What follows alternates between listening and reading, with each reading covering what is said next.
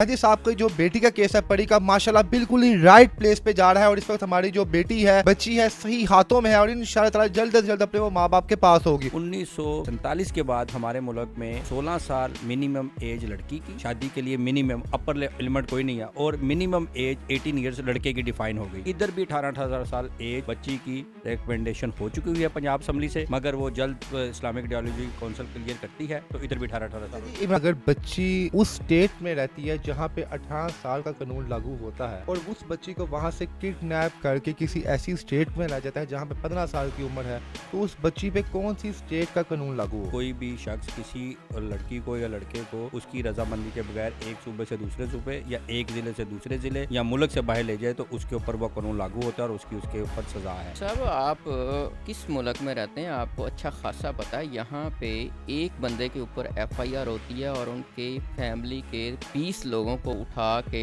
थाने ले जा के बंद कर दिया जाता है। मैं ज़ाती तौर पे समझता हूँ कि वो कानून की खिलाफ वर्जी है। देखे कि वो बच्ची अंडर एज थी जो 15 साल की मेरे भाई कह रहे हैं भेजा है। 15 साल में जब कोर्ट देखती है, अब जितना मर्जी केस उठा के देखने चल हो राइट को, वो देखते हैं उसकी हेल्थ कैसी है, उसकी कैपेसिटी मेंटल कैपेसिटी क्या है, उसे सवाल पूछती है कोर्ट। अगर वो एक बच्ची ही इतनी छोटी उम्र की लग रही है कि वो बिल्कुल ही पेरेंट लुक से ही पता चल रहा है कि वो छोटी उम्र में है, अंडर एज है, तो उसमें का कोर्ट उसे दारुलमान भेजेगी या उसे चाइल्ड प्रोटेक्शन में भेजेगी? अगर परी यहाँ पे अंदर ये कह दे, ये शोर मचा दे, दीवारों के साथ सर पटक पटक के मारे कि मैंने जहीर के साथ मिलना है, मुझे जहीर के साथ 5 मिनट मिला दिए जाए, तो क्या अदालत उसकी बात सुनेगी? तब भी बिल्कुल ही सुनेगी। अगर वो रिक्वेस्ट करेगी तो सुनी जाएगी, अगर वो नहीं करती तो परी का बयान करवाया गया है। क्यों नहीं करवाया गया? इस वजह से नहीं करवाया गया कि ये तहफ़्फ़ुज़ात हैं कि परी हमारे मजाज के खिलाफ बयान ना दे दे। अगर मैं उन्हें शेल्टर दूं, अपनी गाड़ी इस्तेमाल करूं और उसके साथ इन लोगों को मैं मैं अपने उधर दोस्तों को कह के उसे रुकवाऊं और उसमें वो नजर भी आया कि बच्ची की छोटी एज है और वो मुझे 3 गुना ज्यादा फीस दे रहे हैं, तो ये मेरे अपने प्रोफेशन के खिलाफ है। मुझे सिर्फ वो बता दे वो एप्लीकेशन किस वकील के नाम है। वो कुकी मारी भी आज तक उसका नाम ही नहीं लिखा हुआ कि केड़ा वकील है। नाज़रीन, मुझे ना कभी कभी डाउट लगता है कि जहीर के शनाख्ती कार्ड पे वालिद साहब की जगह शायद किसी सहाफ़ी का नाम लिखा हो। लड़की अगर जहीर को ना मिली पड़ी तो बड़ी बेचारी मर जाएगी, वो दीवारों पर टकरे मार के अपने सिर पे 14 टांके लगवा लेगी, लेकिन अल्लाह का शुक्र है बच्ची अंदर खुश है। जी अस्सलाम वालेकुम नाज़रीन, मैं हूं आपका मेज़बान इर्तज़ा भट्ट और आप देख रहे हैं RP प्रोडक्शन। नाज़रीन, जो मेहदी साहब की जो बेटी का केस है परी का माशाल्लाह बिल्कुल ही राइट प्लेस पे जा रहा है और इस वक्त हमारी जो बेटी है बच्ची है सही हाथों में है और इंशाल्लाह ताला जल्द से जल्द अपने वो माँ बाप के पास होगी, क्योंकि हम सब लोग चाहते भी हैं। हमारे साथ इमरान जवेद कुरैशी साहब मौजूद हैं, ये किसी तारुफ के मुख्ताज नहीं। इन्होंने मेहदी साहब के साइबर क्राइम FI के जितने भी जो मामला थे यही उनको डील करते थे। और दूसरी तरफ मेरे साथ मियाँ मोहम्मद आसफ साहब सीनियर सहाफ़ी मौजूद हैं। हमने मियाँ साहब को कुछ सवाल देखे जो उन्होंने इमरान साहब से पूछे। अभी इनके तमाम सवाल का जो झुकाव था वो सिर्फ और सिर्फ जो था अपना जहीर की जानिब ही था, उस लड़के की जानिब था। इन्होंने कोई भी सवाल ऐसा नहीं पूछा जिसमें ये चीज़ जाहिर हो कि या उस लड़के ने कोई गलती की थी या कोताही की थी। इन्होंने तमाम सवाल वही पूछे जिसमें मेहदी साहब को ही कसूरवार ठहराया जा रहा था, जिसमें बच्ची की गलती ही बताई जा रही थी। लेकिन मैं इमरान साहब को यहाँ पर दाद देता हूँ, जितनी खूबसूरती से उन्होंने जवाब दिए, मेरा नहीं ख्याल कि इतनी खूबसूरती से किसी भी जनाब जो है वकील ने जवाब दिए होंगे। आज मैं इमरान साहब से कुछ सवाल मैं भी पूछूंगा और मियाँ साहब मेरे साथ मौजूद हैं, इनसे ही पूछूंगा कि इन्होंने ये सवाल इनसे क्यों नहीं पूछे। अस्सलाम वालेकुम सर। जी वालेकुम अस्सलाम। जी अस्सलाम वालेकुम मियाँ साहब। वालेकुम सलाम। जी इमरान साहब, आप ये बताएं कि जो उम्र होती है, जो एज होती है, उसकी कितनी अहमियत होती है निकाह? जी सबसे अहम बात ही ये है कि सल्लल्लाहु अलैहि वसल्लम ने जो हमारा मुस्लिम कानून है, शरिया का कानून है, उसके तहत डिफ़ाइन कर दिया हुआ है कि जो लड़का और लड़की जब वो बलूगत को पहुँचे और उनकी हैसियत और कैपेसिटी इस्तात हो तो वो निकाह करे। अब वो हेल्थ और मेंटल कैपेसिटी, फ़िज़िकल कैपेसिटी, इसकी बात की गई है। अब बलूगत के लिए भी अगर आप सेहतमंद हैं तो फिर आप उस एज पर पहुंचते हैं तो फिर वो आप निकाह करें। और निकाह करने का तरीक़ेकार यही होता है कि आप उसे ऑफ़र एंड एक्सेप्टेंस का लफ्ज़ है, इजाबो कबूल किया जाएगा। आप किसी को पैगाम भिजवाएंगे मर्द फीमेल को कि मैं आपसे इस हक महर के इव्ज़ कोई खजूरों के बाग भी दे सकते हैं आप, और आप अगर नहीं है तो कुछ कम से कम में भी आप तय करके आप उससे ऑफ़र करके, अगर वो एक्सेप्ट कर ले ख़ातून, तो आप उसे निकाह के बंधन में ले आएंगे। और शायद सल्लल्लाहु अलैहि वसल्लम की सुन्नत है निकाह। अब इसमें वक़्त के साथ साथ जितने इस्लामिक मुल्क बन चुके हैं इस वक्त, मुसलमान इस्लामी रियासत पाकिस्तान है, इसमें मुस्लिम फैमिली लॉज ऑर्डिनेंस 1961 आया है। और इससे पहले जब मोहम्मद अली जिन्ना साहब जिंदा थे, उस वक्त जब लिटिगेशन हो रही थी, तो 1929 में the child marriage restrain act आया। उस वक्त इधर ब्रिटिश भी थे, मुस्लिम भी थे, हिंदू भी थे, क्रिश्चियन, तमाम अक़लीतें इधर मौजूद थी। तो उन्होंने डिफ़ाइन किया कि जब छोटी उम्र की किसी की शादी कर दे तो अक्सर उसमें से बच्चे की डिलीवरी के वक्त माँ की जान चली जाती थी, या वो बच्चा पैदा हो जाता था ऐसे डिसेबल, उसका कोई हाथ पाँव नहीं है। तो फिर ये उस वक्त के उलमा कराम ने और लेजिस्लेचर ने बैठ के ये तय किया कि बचपन की शादी के ऊपर एक लिमिट होनी चाहिए जो एज डिफ़ाइन की जाएगी। वो तो 1929 का जो कानून था चाइल्ड मैरिज रिस्ट्रेन एक्ट, उस वक्त की उम्र तो 15 साल और 13 साल डिफ़ाइन हुई कि उस वक्त हेल्थ अच्छी थी, इधर खुराक अच्छी थी, गंदम, खाना पीना, दूध, गोश्त, ये सारी चीज़ें एक हेल्थ की बलूगत की निशानी होती हैं। तो उसके तहत 13 और 15, फिर उसके साथ 1937 में, फिर 40 में, फिर 50 में, इसमें फिर चेंजेस आती गई। 1947 के बाद हमारे मुल्क में 16 साल मिनिमम एज लड़की की शादी के लिए, मिनिमम, अपर लिमिट कोई नहीं है, और मिनिमम एज 18 ईयर्स लड़के की डिफ़ाइन हो गई। इसी को चारों सूबों में चलते जा रहे थे। 18th अमेंडमेंट के तहत ये सूबों को इख्तियार दे दिया गया कि एक सूबा है जहाँ पर अगर बहुत दूर दराज आकर उधर सर्दी पड़ती है बहुत ज़्यादा, तो उसमें जो सा है, और एक बहुत ज़्यादा गर्म इलाका है, तो उसमें वो बच्चों की एज रेशो, हेल्थ रेशो मुख्तलिफ होगी। इसी तरह आप दूसरे कंट्रीज़ में देख लें। तो फिर ये डिफ़ाइन हुआ कि सिंध ने 2013 में अपनी मिनिमम एज बच्ची की 18 साल और बच्चे की 18 साल लड़के की कर ली। पंजाब में भी तब्दील होने जा रही है। सिर्फ इस्लामिक आइडियोलॉजी कौंसिल के पास ये मैटर रुका हुआ है इस वक्त, लोकल गवर्नमेंट का ये प्रोरोगेटिव है डिपार्टमेंट का। इधर भी 18 साल एज बच्ची की रिकमेंडेशन हो चुकी हुई है पंजाब असम्बली से, मगर वो जल्द इस्लामिक आइडियोलॉजी कौंसिल क्लियर करती है, तो इधर भी 18 साल। इमरान साहब, एक चीज़ सवाल आपसे और पूछना है, अगर बच्ची उस स्टेट में रहती है जहाँ पे 18 साल का कानून लागू होता है, ठीक, और उस बच्ची को वहाँ से किडनैप करके किसी ऐसी स्टेट में ला जाता है जहाँ पे 15 साल की उम्र है, तो उस बच्ची पे कौन सी स्टेट का कानून लागू होगा? 2018 में ये ट्रैफिकिंग इन पर्सन एक्ट आया है हमारे, वो पूरे पाकिस्तान में ये लागू है। उसके तहत कोई भी शख्स किसी लड़की को या लड़के को उसकी रजामंदी के बगैर एक सूबे से दूसरे सूबे या एक ज़िले से दूसरे ज़िले या मुल्क से बाहर ले जाए, तो उसके ऊपर वो कानून लागू होता है और उसके ऊपर सज़ा है। अब ऐसे मामलात में जिसके ऊपर आप बात कर रहे हैं, इसमें बहुत सी चीज़ें डिसाइड होने जा रही हैं कि एक जो छोटी उम्र की बच्ची को सिंध से लेकर आके पंजाब में लाकर शादी कर ली कि उधर 18 साल एज का कानून है रजिस्टर करने का, इधर हम 16 साल में कर लेते हैं। और 16 साल से भी अगर वो छोटी उम्र की है और उसमें निकाह खुमा निकाह रिश्ता ने लिख दिया कि जी ठीक है जी 16 साल लिख दिया और उसको रजिस्टर कर लिया गया, तो इसके ऊपर क्या है कि फिर वो केस चला और केस के आगे नौयत आप सबके सामने है। ह्यूमन ट्रैफिकिंग तो इन्वॉल्व हो गई बीच में, यानी मुबारक हो माशाल्लाह, एक तो जनाब क्राइम इनके ऊपर लग चुका है।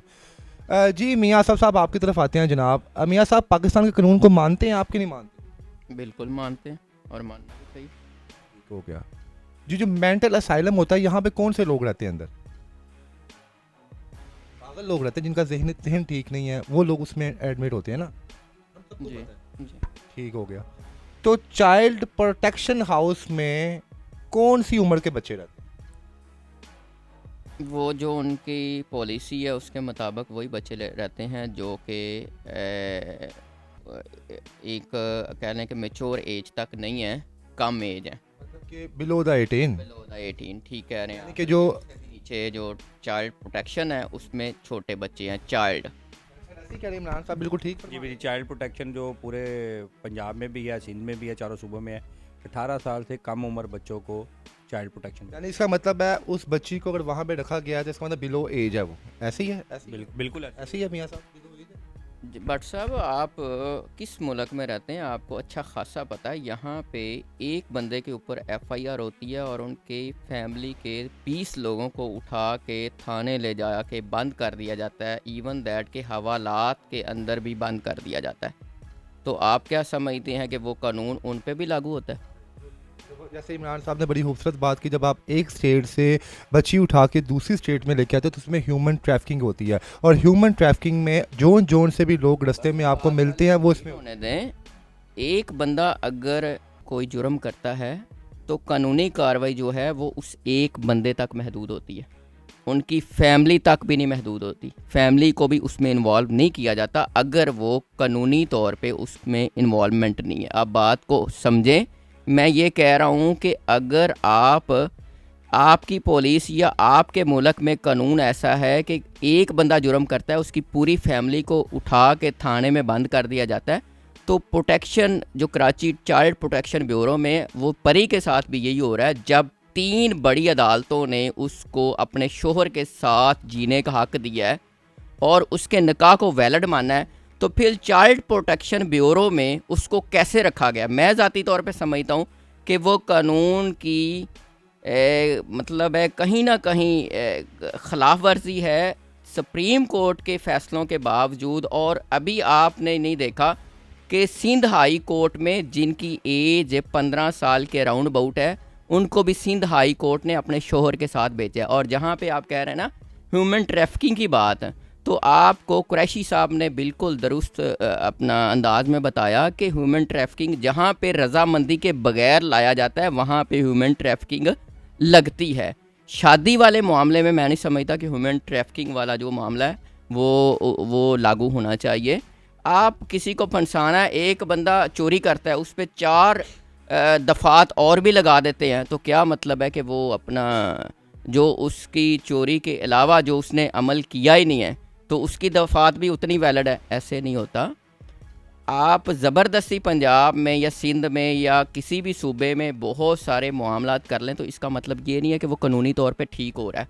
आप सबसे पहले सुप्रीम कोर्ट को देखें जो हमारी आला तरीन अदालत है, उसने क्या फ़ैसला किया। इसका मतलब है कि सुप्रीम कोर्ट ने परी को शोहर के साथ भेजा, तो अभी तक परी जो अपने शोहर के साथ रही है वो निकाह के बगैर है, वो निकाह के ख़िलाफ़ है, या वो अपना गैर कानूनी रही है, तो फिर सुप्रीम कोर्ट की भी इन्वॉल्वमेंट आ गई। इमरान साहब से मैं आपकी इसी सवाल का जवाब देना चाहूँगा कि देखें, सबसे पहली चीज़ ये है कि अगर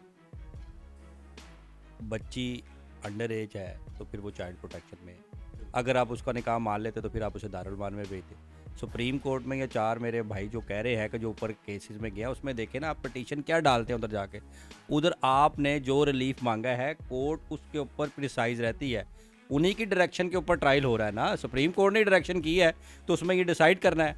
अब ये देखें कि वो बच्ची अंडर एज थी जो 15 साल की मेरे भाई कह रहे हैं भेजा है।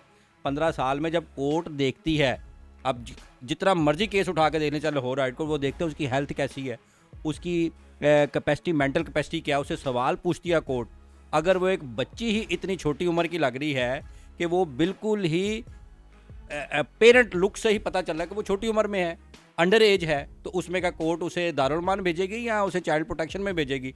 अब इस वाले केस में माजरत के साथ अब सब जुडिस मैटर है, हम इस पर ज़्यादा बात नहीं कर सकते, इसलिए मैं प्रिसाइज लफ्ज़ बोलने की कोशिश कर रहा हूँ कि अब कोर्ट को डिसाइड करने दे। वो यही चीज़ें तो डिसाइड होनी है कि जनाब छोटी उम्र की शादियां जो हो रही हैं, जो रूटीन में से काम चल रहा है, तो इसके ऊपर हाँ जी। और ये जो ह्यूमन ट्रैफिकिंग एक ज़िले से दूसरे ज़िले या एक प्रोविंस से दूसरे प्रोविंस हो रहा है, इसके ऊपर भी लाकूना है, इसके ऊपर भी प्रॉपर होना चाहिए कि सज़ा से साहब एक सबसे जो अहम सवाल है, जैसे कि परी के वालिदैन को इजाज़त मिली है, उनके सुनने में ये आया है जो परी इजाज़त देती है तो वालिदैन मिल सकते हैं, अगर परी दारुल अमान में ये कहते हैं मैंने अपने वालिदैन से नहीं मिलना तो वालिदैन भी नहीं मिल सकते, ऐसा ही है सर? देखिए ये तो क्लियर है, इसके ऊपर तो कोर्ट ने पहले कहा था कि उसकी जो अंदर बच्ची है उसकी परमिशन लें और उसके साथ वो साइकेट्रिस्ट भी जाएं, वो भी जाएं, उनकी उसने परमिशन दी तो उसके वालिदैन की मुलाकात। साहब अगर परी यहाँ पे अंदर ये कह दे, ये शोर मचा दे, दीवारों के साथ सर पटक पटक के मारे कि मैंने ज़हीर के साथ मिलना है, मुझे ज़हीर के साथ 5 मिनट मिला दिए जाए, तो क्या अदालत उसकी बात सुनेगी? तब की नहीं सुनेगी? बिल्कुल जी सुनेगी, अगर वो रिक्वेस्ट करेगी तो सुनी जाएगी, अगर वो नहीं करती तो जी बात ये है, आप कह रहे हैं जी परी की बात सुनी जाएगी, कहाँ पे सुनी गई है? परी का बयान करवाया गया है? क्यों नहीं करवाया गया? इस वजह से नहीं करवाया गया कि ये तहफ़्फ़ुज़ात हैं कि परी हमारे मजाज के ख़िलाफ़ बयान ना दे दे। ये कानून ये कहता है कि आज परी कहे कि मैंने अपने वालिद मोहतरम के साथ जाना है, कल जाके अदालत में उसका बयान होगा और 1 घंटे में परी अपने वालिद मोहतरम के साथ चली जाएगी। अगर वालिद मोहतरम को ये 50% भी लगे कि मेरी बेटी मेरे साथ जाना चाहती है। इससे पहले बहुत सारे वाक़यात हैं। एक अगवा शुदा जो बंदा होता है ना, उसको बरामद करते हैं तो वो कहता है जी मुझे अगवा नहीं किया गया, तो अदालत उसकी जो स्टेटमेंट होती है उसको अहमियत देती है। आप रीट्रैक कर लेते हैं ना बात को यहाँ पे। नहीं, आप समझने की कोशिश करेंगे तो आप डिट्रैक नहीं होंगे। दूसरी बात सुने, एक मिनट। बताएं आप। बात यह कि जब 164 के बयान होते हैं ना, मैंने बहुत सारे वकला साहिबान से बात की थी कि जब 164 का बयान होता है, लड़की को अदालत में पेश किया जाता है, तो जो जज साहब बयान ले रहे होते हैं तो वो क्या क्या चीज़ें देखते हैं, तो उन्होंने कहा जी उनकी हेल्थ भी देखते हैं, उनके मामलात भी देखते हैं, और ये भी देखते हैं कि वो होशो हवास में है, उसको ज़बरदस्ती तो नहीं किया गया। 164 के बयान की बड़ी अहमियत होती है। जज साहब मुकम्मल कंप्लीट लड़की को देखते हैं, समझते हैं, उसके बाद उस बयान को रिकॉर्ड किया जाता है। अगर इस बात को ज़्यादा डीट्रैक नहीं करूँगा, सिंपल हम अपने नाज़रीन को ना सिंपल लफ्ज़ों में समझाते हैं बात क्या क्या है। जब भी डाली जो भी है सिंपल बातें चलाते हैं हम। जी जी। आप गुजारिश है, फाजल दोस्त ये कह रहे हैं, सीनियर जर्नलिस्ट हैं बड़े अदब के साथ, कि जी एक बंदे ने काम किया तो उसके सारे टब्बर को या सारों को जो सज़ा देनी। देखें, कोई भी एक जुर्म होता है ना, निकाह नामा में एक अकेली लड़की लड़के के साइन नहीं होते, उसमें गवाहों के भी साइन होते हैं, उसमें निकाह रजिस्ट्रार की भी होती है, निकाह गवाह के भी होते हैं, और उसमें तकर्रान वकील के गवाहान के भी होते हैं। इस तरह 9 साइन होते हैं। तो अब एक निकाह में जितने जितने वो शामिल थे, जो अलेज्ड है, इसके ऊपर वो सारे रिस्पॉन्सिबल हुए। वो अकेला एक शख्स नहीं हुआ जिसने निकाह किया, उसके साथ वो सारे मुलजम भी साथ जाएंगे। इसी तरह चोरी एक शख्स करता है, और उसको जो मामनत करता है, जो उसे मोटरसाइकिल लेके देता है, जो उसे वो पिस्टल देता है, जो उसे रास्ता दिखाता है, तो वो सारे जिम्मेदार होते हैं। तो इस वाले केस में भी वो सारे उसे थोड़ी कंट्रीब्यूशन हो। दूसरा सवाल, दूसरा मैं करके फिर उनकी तरफ वापस जाता हूँ। और दूसरा जो उनसा ये है कि आप कह रहे हैं कि आज लड़की बयान दे दे, 164 के बयान की 164 CRPC क्या वैल्यू है? उसकी वैल्यू ये है कि आपने मेरिट पे कराना है, आपने डिफेंस को सवाल जवाब का हक देना। जितने उसके स्टेटमेंट हुए हैं, क्या उन्होंने उसे नोटिस किया है उसके वालिद को, कि वो उसके वालिद के वकील को हक दिया है कि वो आके ऊपर बच्ची के ऊपर क्रॉस एग्जामिन करे? आप वो चोरी से ले जाकर, खुद बयान ले जाकर अगर अदालत में करवा दें, रूटीन में होता है। मगर ये है कि इसलिए बड़े अदब के साथ है कि ये हमारी कानूनी और सहाफ़ियत के दरमियान बहस हो रही है। तो मैं इसमें सिर्फ वो पॉइंट आगे रख रहा हूँ कि जो 164 के बयान में उसमें क्रॉस एग्जामिन का हक ही नहीं दिया गया, तो उनकी वैल्यू फिर आप देख लें, कंट्रावर्शियल होगी। और दूसरा, वो एक शख्स नहीं था जिसने कहा कि उसके साथ जितने निकाहनामे में मावनत थे ना, चाहे वो उसका भाई भी गवाह है बीच में, वो करवाने वाले भी थे, और इसके साथ उन्होंने देखे खुद अपनी स्टेटमेंट चेंज की है, अपनी जगह चेंज की हैं, और 3-4 अदालतों में गए हैं, अदालत के अंदर झूठ बोला कि आज हम इधर नहीं थे। तो ये सारी चीज़ें अब रिकॉर्ड का हिस्सा बन गई हैं। It will decided by the court. Please WhatsApp बात ये है, कुरैशी साहब ने कहा है जी 5-6 लोग जो इन्वॉल्व होते हैं उनको नामजद और शामिल करना होता है, बिल्कुल दुरुस्त कहा। शुक्र है, मान लिए। लेकिन 23 लोगों को शामिल करके जिनका अपना कोई अमल दखल नहीं है, एक 80-85 साला खतून जो बेचारी खुद चल भी नहीं सकती, तब हमारा कानून कहा था। उनकी माँ के नाम के सिम निकली हो, देखे ना वो क्या क्या। आपने इमरान साहब की बात पे गौर नहीं किया कि अगर आपने अब माइक पीछे किया ना तो फिर अच्छा नहीं होगा। आप मेरे मोहतरम फाजल दोस्त जो हैं उनको पूरा पूरा हक दे रहे हैं और मेरे पे डंडी मार रहे हैं। अगर आपका अदब है तो फिर मेरा भी अदब है। गुजारिश ये है कि जब 164 का बयान होता है, जज की पूरी रिस्पॉन्सिबिलिटी होती है, वो किसी दबाव के तहत नहीं होता, उसमें लड़की का और जज का टोटली इख्तियार होता है।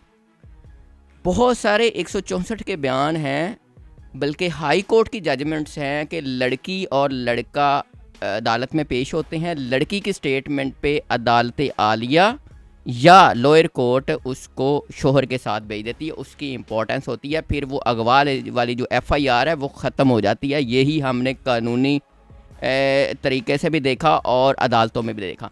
दूसरी बात ये है, जब लड़का और लड़की राज़ी हो ना तो हर कानून उसी लड़की को अहमियत देता है। आप मेरी मैं माइक आप पीछे ना करूँ तो क्या करूँ? आप हर गलत बात को भी आप उसको सपोर्ट कर रहे हैं। आप उनकी बात 164 की ना डिफाइन कर देता हूँ कि लॉ में मुझे ना मियां साहब घेर के कोई और डेफिनेशन आया। मैं उनकी बल्कि इजाज़त से 164 CRPC का एक सेक्शन है, इसे कहते हैं कन्फेशनल स्टेटमेंट।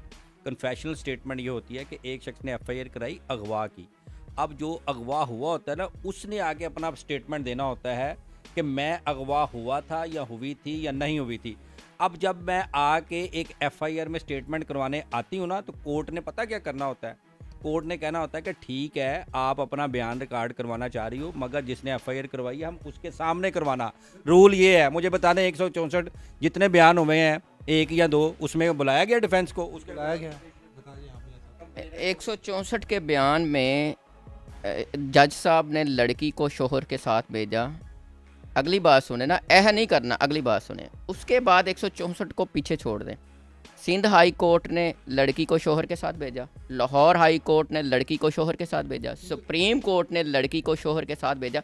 क्या ये 3 जज साहिबान कानूनी मामलात को नहीं समझते? दूसरी बात, एक मिनट, दूसरी बात यह है कि आज तक मैंने नहीं देखा कि किसी का वकील हो और उसको उस केस में इन्वॉल्व करके और उसके वारंट गिरफ्तारी जारी कर दिए गए। ये किस कानून के तहत है? आप किसी का केस लड़ रहे हैं और आप उसके वकील को भी इन्वॉल्व कर रहे हैं। किस हद तक इन्फ्लुएंस इस्तेमाल किया गया? पहले इमरान साहब ये एज फैक्टर क्लियर करें ना। जी पहले नहीं देखिए सर, वो मैं वही कह रहा हूँ, उसमें आप 164 को लैदा कर दे। ये प्रोरेगेटिव होता है ट्रायल कोर्ट का। जिस थाने की हदूद में एफआईआर हुई होती है ना, उसके जुडिशल मैजिस्ट्रेट ने ये बयान लिखना होता है। उसमें मैं अपने फाजल भाई से ये कहूँगा कि अपने और किसी एक दो वकला से ना, या ख़ुद भी इंशाल्लाह ये स्टडी करेंगे, गूगल करके 164 क्लियर हो जाएगा। उसमें ये होता है कि ये डिफेंस का राइट होता है कि जब आप कोई करवाने जाते हैं ना, तो उसे कौंसल को मौका दिया जाता है क्रॉस एग्जामिन करने का। और रूटीन में क्या करते हैं, मैं ओपनली बताता हूँ, उसमें हमारी कोशिश होती है कि यार नोटिस जान ही ना दो, और तिकरतला एक दिन डेट डलवा के अगले दिन करवा लेते हैं। विद ड्यू काइंड रिगार्ड, हमारे सिस्टम का ये फिनोमिना खामी है। अब उसकी अगली चीज़ ये होती है कि आपने जब वो 164 हो गए, जब कोर्ट में गए थे ना, कोर्ट में किसी और पर्पज़ के लिए जाते हैं, हाई कोर्ट में, सुप्रीम कोर्ट में ये जाते हैं, जी देखें जी मैंने चॉइस मारी की, उसकी तरफ से पिटीशन डाली जाती है कि मुझे शाह खामन से जाने दी। उधर 164 नहीं ये चीज़ होती, उधर ये नहीं होता। उधर वो देखते हैं अच्छा जी अगर उसमें भी नोटिस हो जाए और वो आ जाए कंप्लेनेंट फादर, तो वो पेश होकर कहता है जी मुझे राइट तो दें, इसकी ये चीज़ें हैं, ये इसका डॉक्यूमेंट है, इसकी एज ही अभी 13 साल बानी, 14 साल मेरी शादी को हुए हैं, 13 साल की बच्ची है और आप इसमें 16 साल लिख के लाए हैं। इसके ऊपर सुप्रीम कोर्ट ने कहा है कि भाई ट्रायल करो जाके। इन सार आज जो दूसरे मेरे फाजिल दोस्त ने कहा है कि वकील साहब, मैं एक वकील हूँ, अल्हम्दुलिल्लाह 18 साल हो गए मुझे इस प्रोफेशन में। मैं वकालत अपने ऑफिस में और अपनी अदालत में करता हूँ, और अगर मैं उन्हें शेल्टर दूँ, अपनी गाड़ी इस्तेमाल करूँ, और उसके साथ इन लोगों को मैं और मैं अपने उधर दोस्तों को कह के उसे रुकवाऊँ, और उसमें वो नज़र भी आया कि बच्ची की छोटी एज है और वो मुझे 3 गुना ज़्यादा फ़ीस दे रहे हैं, तो ये मेरे अपने प्रोफेशन के ख़िलाफ़ है। इसलिए मैंने किसी का नाम नहीं लिया, मगर मैं अपने तमाम उन दोस्तों तक ये बात ये पहुँचाना चाहता हूँ कि we are the responsible of the court. हम ऑफिसर ऑफ द कोर्ट हमारे साथ लगता है, तो हमने जैसे सजाए मौत का हकदार था। देखिए मैंने किसी का नाम नहीं लिया, मगर मैंने कह दिया जो वकील भी या जज भी कोई ऐसा करेगा अपने प्रोफेशन से हट के, he will be responsible for the. Salute करते हैं आपको इमरान साहब, कमाल कसम से। नहीं, आज पहली दफ़ा दफ़ा आपने सच और हक़ाइक़ पे अपनी बात की। आज तक हमें लोग गुमराह ही कर रहे थे। बट साहब मैंने इसी हवाले से सदर लाहौर हाई कोर्ट का पॉइंट ऑफ व्यू लिया था कि इससे पहले तारीख़ में, बल्कि 3 सीनियर वकला साहिबान थे कि इससे पहले तारीख़ में किसी वकील के वारंट गिरफ्तारी इस तरह जारी हुए हैं। उन्होंने कहा नहीं, वकील डाकू का भी केस लड़ता है, वकील कातल का भी केस लड़ता है, ऐसा नहीं हुआ। दूसरी बात कहा यह गया है कि वहाँ पे दूसरी पार्टी को, परी के जो वालिद मोहतरम हैं, उनको सुनने का हक़ नहीं दिया गया। तो सिंध हाई कोर्ट में तो पूरा ख़ानदान वहाँ पहुँचा हुआ था, वहाँ पे क्या उनको सुनने का हक़ नहीं दिया गया? और चौथी बात जो एक झूठ वाली बात है कि झूठ का सहारा लेके कुछ किया गया, तो क्या सिंध हाई कोर्ट में तब झूठ नहीं बोला गया? तब जब उन्होंने कहा जी परी तो बेटी तो बयान देना चाहती है, आज तक उस बयान की हकीकत सामने आई है? इंशाल्लाह भैया साहब आएगी, देखें। ये मुझे लग रहा है कि करना है। अब ये देखें कि वो जनाब किसने बयान दिया था आके दारुल अमान में, बच्ची को किसने दाखिल करवाया था कि मैं अपने खामन से ख़तरा है, मेरे साथ ये कर दिया, वो किसने पिटीशन लिखी थी? अब वो कह रहे हैं कि जी मेरे वकील का भी नाम नहीं है। देखिए वकील का, आप शरीफ आदमी हैं, आप झूठों के अंदर फंस चुके हैं। सर नहीं ऐसी बात नहीं है, वो तो माशाल्लाह एक लर्नड जर्नलिस्ट है, वो हम तो जनरल बात कर रहे हैं, वो भी एक पॉइंट ऑफ व्यू आगे लेके आ रहे हैं ना, ताकि पब्लिक को क्लैरिटी हो रही है। लाहौर हाई कोर्ट के किसी रिप्रेजेंटेटिव के पास चले जाएं, सदर के पास, नायब सदर, उसके हक़ाइक़ बताएं कि वकील ने ये किया है। वकील ने ये किया है, तो वो कभी भी नहीं कहेगा। और दूसरी चीज़ लास्ट कि जो दारुल उमान में बच्ची को दाखिल करवाया है वो ज़हीर, मुझे नाम नहीं लेना चाहिए था, पहली दफ़ा नाम ले रहा हूँ, उसके वकील ने करवाया है। उन्होंने लिख के करवाया है कि जी बच्ची नू खामना बढ़ा सकते हैं। फिर उन्होंने कैटेगोरिकली माना है कि जी वो एप्लीकेशन हमारे से गलत दी गई थी, कि उसको फिर करेक्शन करवाई है कोर्ट के आर्डर में। एक एप्लीकेशन वालदे मोहतरम की जानब से अदालत में दी गई, जिसमें ये कहा गया कि हम अपनी बेटी और वकील के ख़िलाफ़ कार्रवाई कराना चाहते हैं क्योंकि इन्होंने जो मामलात किए हैं वो कानूनी तौर पे ठीक नहीं है। तो वहाँ पे तो उन्होंने कहा जी ये गलती से हमने ये लिख दिया है, लिहाजा हमारी जो वो इस्तदा है और वो जो हमारा केस है वो वापस दे दें, ठीक है ना। और यहाँ पे अगर गलती हो सकती है तो जो लड़की को लाहौर के दारुल अमान में भेजा था वो भी एक गलती थी, मतलब टाइपिंग मिस्टेक थी। इतनी बार टाइपिंग डाल दिया कि दारुल अमान भेज दो, अल्लाह माफ। मेरे भाई से ओपन चैलेंज करता हूँ, मुझे करना नहीं चाहिए मगर अदब के साथ मुझे सिर्फ वो बता दें वो एप्लीकेशन किस वकील के नाम है। वो कुकी मारी भी आज तक उसका नाम ही नहीं लिखा हुआ कि केड़ा वकील है, केड़ा वकाल वो आज इमरान साहब ऐसा आ गए हो कुरैशी साहब, वो हम अगर आपने गौर नहीं किया तो वो सब कुछ अली जाफरी साहब बता चुके हैं कि कहाँ पे एरर हुआ था, क्या हुआ था। नहीं, जब आपकी स्टेटमेंट लड़की की पुलिस के सामने जो आपके चाइल्ड प्रोटेक्शन ब्यूरो में लिखी गई, जो अदालत में पेश की गई, तब तो वालदे मोहतरम और उनके लोगों को ये ख्याल नहीं आया कि ये लड़की ने लिखी है। एक ये जो एप्लीकेशन जिसमें टाइपिंग का एरर था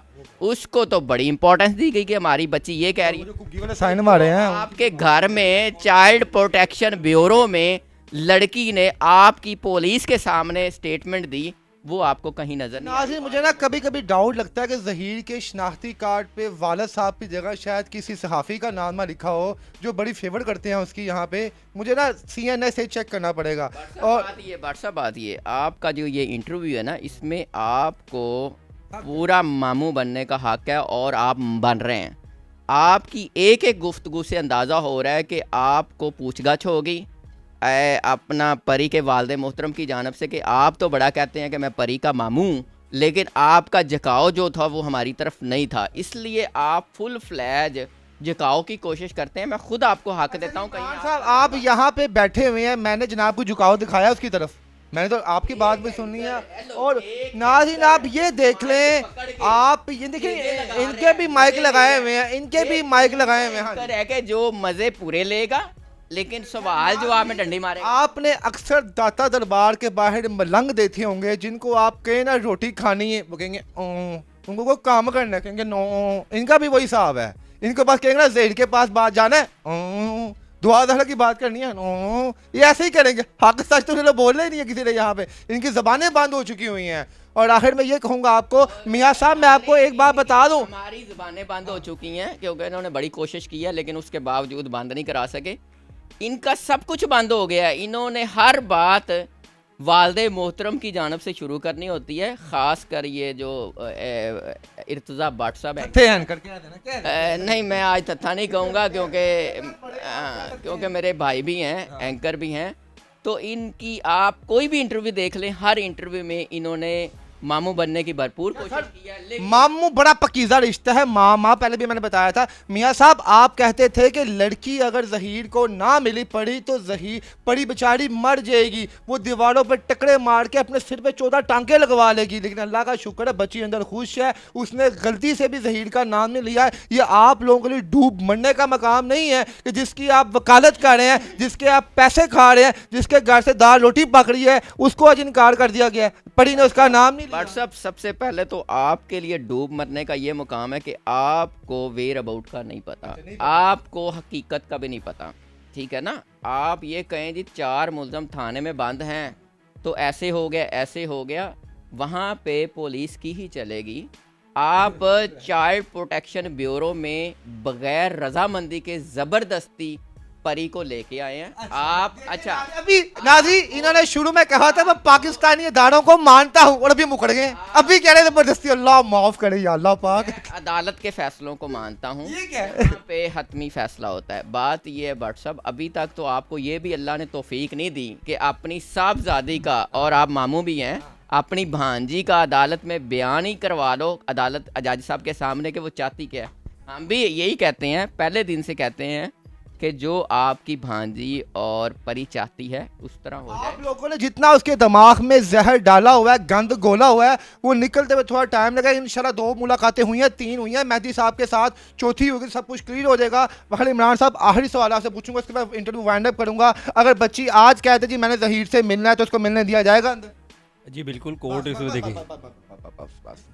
जी नाज़रीन, समझ लग गई आपको, आप समझदार हैं नाज़रीन। अच्छा इन्होंने बदमाशी के अलावा उसकी कोई काम नहीं किया। आप बदमाशी आपको किसने बताया? अभी एक लेटर जारी हुआ था डॉक्टर फातिमा की जानब से जिनको थ्रेट किया गया। नाज़रीन वो तो जीप साइको केस था, कसम नहीं यार। एक परी की स्टेटमेंट जो हमारे चैनल पे आपको मिलेगी, जुनैरा साहबा के, एडी मलक साहब और सूरी साहब के, इनके चैनल पे वो स्टेटमेंट जैसे जिसमें उसने बताया बकायदा कि मुझे घर पे हरासा किया जाता था, जबरदस्ती मेरे ऊपर कजन बैठा दिया गया था जो बिठा दिया गया, छेड़ता था और मेरे साथ उस घर में हरासमेंट के मामलात किए गए। ये वो 3 बार कह चुकी है। सरासर झूठ है। इन्होंने हर चल, आज इमरान साहब को मैं सलाम पेश करता हूँ, उन्होंने इनका मुंह पे बताया कि सच क्या कुकियां इन्हें रखी हुई अपने पास, टूटे भजे सैन मारते हैं वहां पे और वहां पे सब कुछ करते हैं। ये पॉइंट है, क्या सुप्रीम कोर्ट का फैसला इलीगल था? क्या सिंध हाई कोर्ट का फैसला इलीगल था? क्या लाहौर हाई कोर्ट का फैसला इलीगल था? आपके बोर्ड ने रिपोर्ट में बताया कि 16 से 17 साल उसकी एज है। अब व्हाट्सएप का चूंकि इंटरव्यू 2 घंटे भी नहीं खत्म होना जब तक ये इनकी उछल कूद अपनी फेवर में न जाएगी। अब मैं नाज़रीन आप समझदार हैं, मैं नहीं कहते आप में इजाज़त मांगनी है। नाज़रीन मैं सैल्यूट पेश करता हूँ कि आज अल्लाह की ज़ात ने बड़ा अच्छा मुकाम दिया। मैं इमरान साहब के पास आया एक इंटरव्यू करने के लिए, मियाँ साहब भी वहाँ मौजूद थे और दोनों को बैठा दिया आपस में। तभी मियाँ साहब थोड़े कंफ्यूज हो गए हैं, जवाब नहीं दिया जा रहा है इनसे। तो कोई बात नहीं, होता है ज़िंदगी में, बड़े बड़े मोड़ ऐसे आते हैं कि आपको रास्ते भूल जाते हैं, सवालों के जवाब भूल जाते हैं, होता है। इंशाल्लाह ताला अगर तो बच्ची सच्ची होगी तो मैं कहता हूँ कि ज़हीर को ज़रूर मिलेगी। लेकिन 3 मुलाकातों में दूध का दूध और पानी का पानी आ गया। इंशाल्लाह चौथी मुलाकात में बच्ची अपने घर हो गया। ऐसी होगा जी इमरान साहब? इमरान साहब ने माशाल्लाह दरवेशी हाथ उठा दिए। मामला शुरू हुए थे कि बच्ची को अगवा किया गया, बच्ची के हवाले से हमारे से तावान मांगा गया और अदालत आलिया में ये कहा गया कि बच्ची बयान देना चाहती है। 3 झूठ आज तक सामने नहीं आए। 4 झूठ गिना दिए आपको मियाँ साहब। चले जी नाज़रीन, इनका ये भी झूठ साबित होगा जी। बच्ची तो वालदे मोहतरम, नाज़रीन आपको अगले व्लॉग में, नाज़रीन तो 1 घंटे में अदालत में, नाज़रीन मैं जा रहा हूँ। अब इनको अभी मैडम का फोन आ जाना है, उसने कहना कि आप इमरान साहब बैठे क्यों हैं, आपने मेरी बिस्ती करवा दी, आप पागल आवाज चलेंगे। अभी आपको ये व्लॉग में नजर भी आएगा। अब इमरान क्रैशी साहब, हमारे अली हसन जाफरी साहब इससे पहले भी बता चुके हैं कि काबिल एहतराम है हमारे लिए, बात सच भी रहना है, साहिबान काबिल एहतराम है। मैंने कोई भी बात उनको मुखातिब करके या उनको काउंटर करके नहीं की। मैं सिर्फ और सिर्फ व्हाट्सएप की काउंटर देखना भी नहीं है, जो व्हाट्सएप की फजूलियात हुई हैं कुछ, उनका जवाब दिया। बहुत शुक्रिया इमरान साहब, बहुत शुक्रिया जनाब। आप जैसे जब शेर जिंदा हैं तो इंशाल्लाह ताला जो गीदड़ लोग हैं जो कि चोरी पे मबनी जो काम कर रहे हैं, जो लोगों को गुमराह कर रहे हैं, उनकी पूछ गूछ होती रहेगी। पाकिस्तानी अवाम आपको सलाम पेश करती है। बहुत बहुत शुक्रिया मियाँ साहब, आपका भी बहुत शुक्रिया कि आज यहाँ पे आए और आपकी ऑडियंस भी आज सच देखेगी। इसके साथ ही याद है, अल्लाह हाफिज़।